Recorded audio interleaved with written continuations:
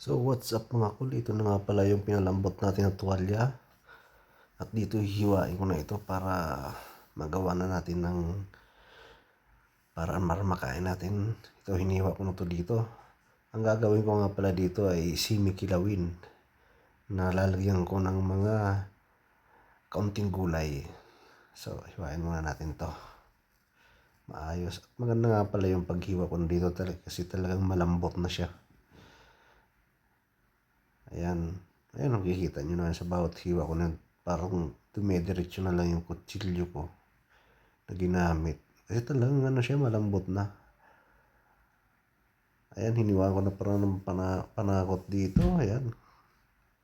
Medyo binis-bilisan kasi maliliit na ako dito eh. Umaga ko ito niloto. Tapos ayun, diniretso ko na sa kasirola. Dito nga pala nilagyan ko na siya ng gulay na ang palaya, tapos dito pagka mamaya tinimplahan ko na ito, lagyan ng asin.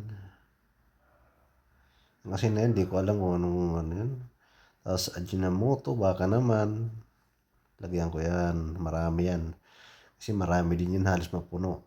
Tapos dito nga pala guys, yung ginamit kong suka ay apple cider, mura lang kasi yan dito. Ayan ang ginagamit ko, mas mahal yung mga natural vinegar dito sa Saudi. Yan, nilagyan ko na to. Apple cider yung ginagamit ko para good for the health. Ayan, medyo tayo namamadali dito. So, ayun ang kinalabasan niya. Ayan, half cook nga lang pagkaluto ko ng gulay dyan. Kasi simi-kilawin siya. Napakasarap naman. Tara, kain na tayo. Unang subok, kol. Testingan natin. At medyo pa ako napapakanta dyan. Ng maybe this time. So ito. Sarap. Napakasarap nga naman. Yan ang kinain ko ng almusal ko guys bago ako pumasok sa trabaho.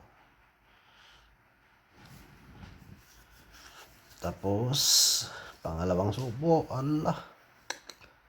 Agoy kalami. Kalami ani ba? Yan.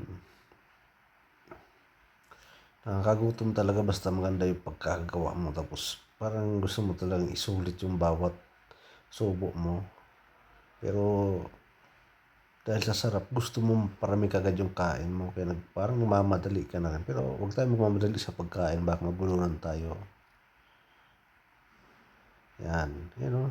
Yung gulay na yan o. Ampalaya. Maganda yan sa katawan natin. Salamat sa panonood mga kol. Yun lang.